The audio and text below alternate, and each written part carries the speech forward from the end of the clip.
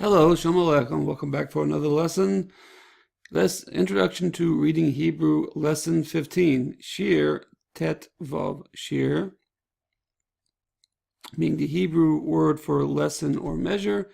Tet Vav being the Hebrew numerals for 15. Now you notice that we changed our pattern. 14 was a Yud Dalet, so one could probably expect, or should expect, the 15 to be Yud Hey.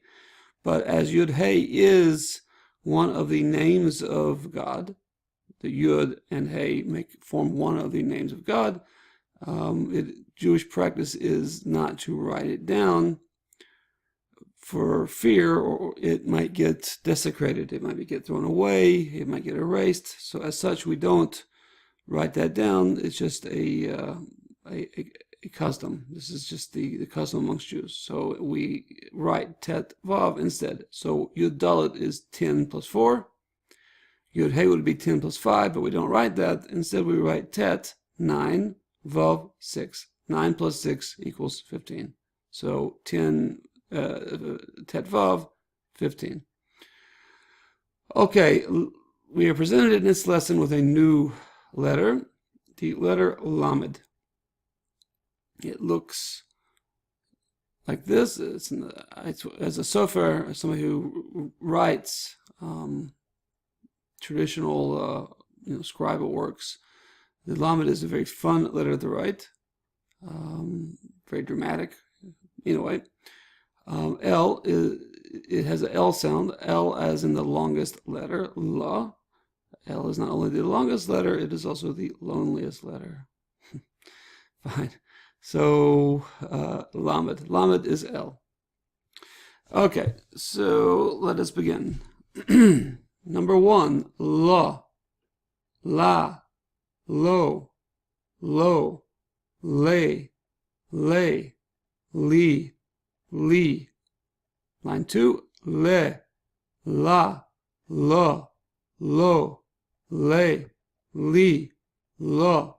La. Lay. Li. Line 3, A, Li. A, Li. El. Represented, this is one of the names of God. We will read it here straight.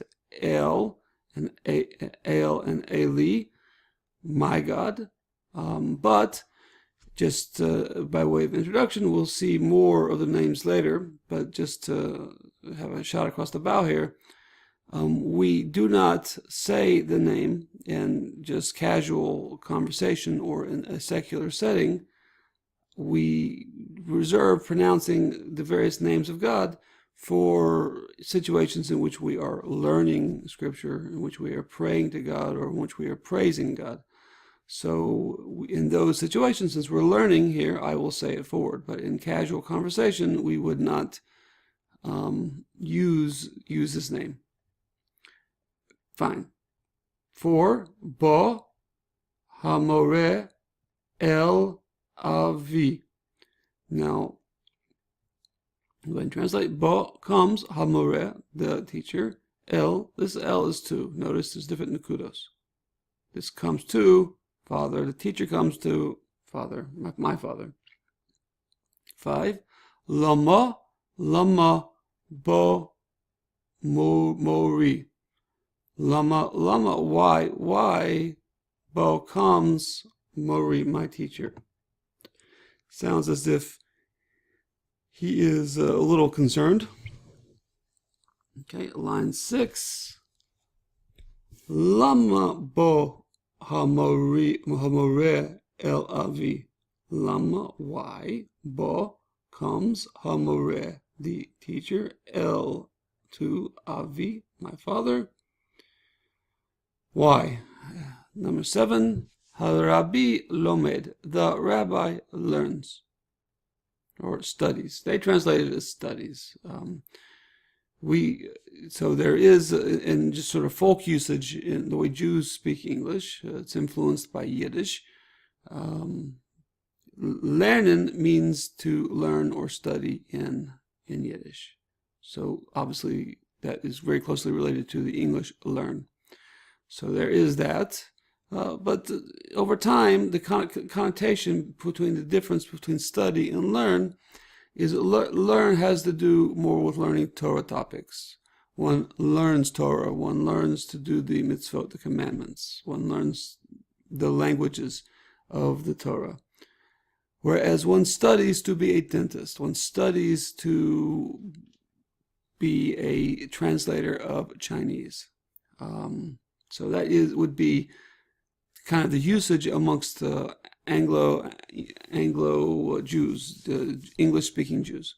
So if you hear that usage, then just understand that it's more of a folk, a folk practice. Okay, so lomed, study or learn. I would typically study translate it as learn. Hadod lomed, the uncle lomed learns. 8. Hadoda lamda, the aunt learned. She learned. This is past tense. And notice that the hey and hey we have gender agreement. Okay? Now don't get too hung up on the hey always equaling feminine, because it doesn't, as we will see in the next one. Okay? We just have to know or look to other cues like the nukudot. There are irregular words in which we have masculine words that end in hey, and we have feminine words who do not end in hey.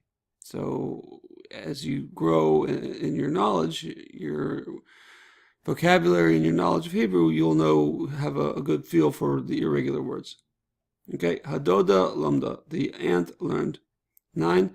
Hamore Lomed, the more, the teacher, learns or studies.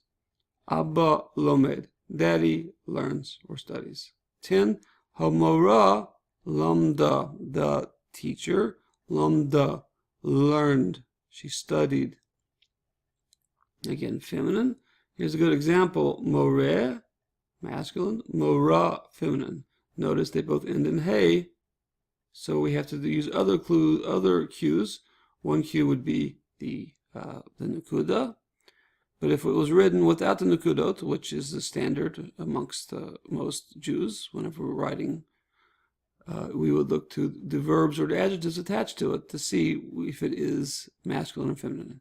So lomed, we see, this is a male teacher, and we pronounce it more. And we see here lamda, this is a female teacher.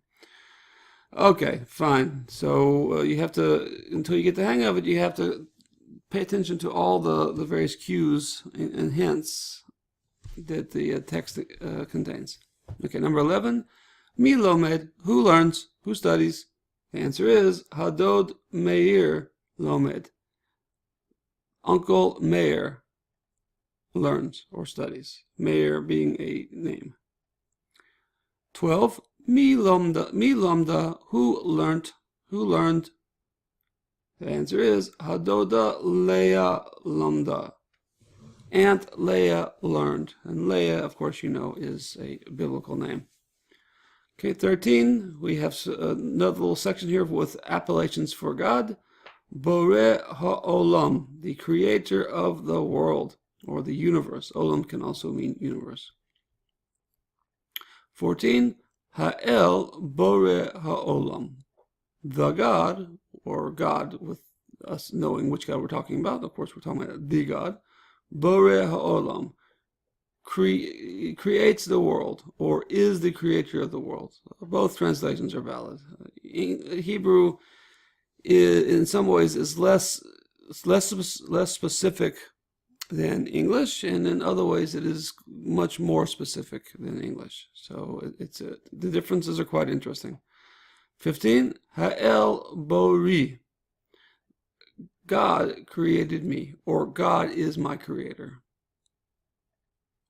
Okay, fine. The vocabulary for today: lomed, studies, masculine. Lamda, studied, feminine.